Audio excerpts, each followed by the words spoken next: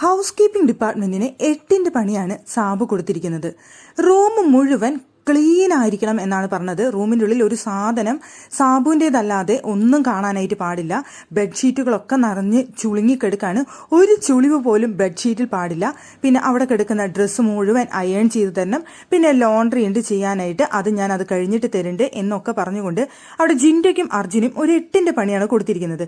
ഇതൊക്കെ കഴിഞ്ഞിട്ടോ ബാത്റൂമിൽ പോയിട്ട് ടിഷ്യൂ പേപ്പർ എടുത്തുകൊണ്ട് വന്ന് ടിഷ്യൂ പേപ്പർ ബാത്റൂമിൻ്റെ ഉള്ളിൽ മുഴുവൻ ചെതറിയിട്ട് അത് നനച്ച് ആകെ വൃത്തികേടായിട്ട് ഇട്ടിരിക്കുകയാണ്. എന്നിട്ട് സാബു ക്യാമറ നോക്കി പറയുന്നുണ്ട്, ഹൗസ് കീപ്പിംഗ് ആൾക്കാർ എങ്ങനെ ചെയ്യുന്നു, ഇതെങ്ങനെ ക്ലീൻ ചെയ്യുന്നു എന്നറിയാനാണ് ഞാനിത് ചെയ്തിരിക്കുന്നത്. വൃത്തികേടായതല്ല ചെയ്തിരിക്കുന്നത്. ഞാൻ അങ്ങനെ വൃത്തികേടാണെന്ന് തോന്നിപ്പിക്കാൻ വേണ്ടി അത് അവിടെ ഇവിടെയും പിച്ചി ചീന്തിയിട്ട് നനച്ചിട്ടിരിക്കുന്നതാണ്. അത്രയും വൃത്തികേടാക്കിയിട്ട് അവരിത് എന്ത് ചെയ്യുന്നു എന്ന് എനിക്കറിയാനാണെന്ന് ക്യാമറ നോക്കി ബിഗ് ബോസിനോട് പറയുന്നുണ്ടായിരുന്നു അവിടെ സാബു.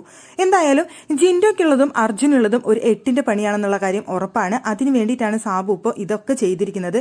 ജിൻഡോനെയും അർജുനെയും എന്തായിരിക്കും പ്രതികരണം, എന്തായിരിക്കും ഇവർ ചെയ്യുക എന്നറിയാനാണ് എന്നാണ് ബിഗ് ബോസിനോട് സാബു പറഞ്ഞത്.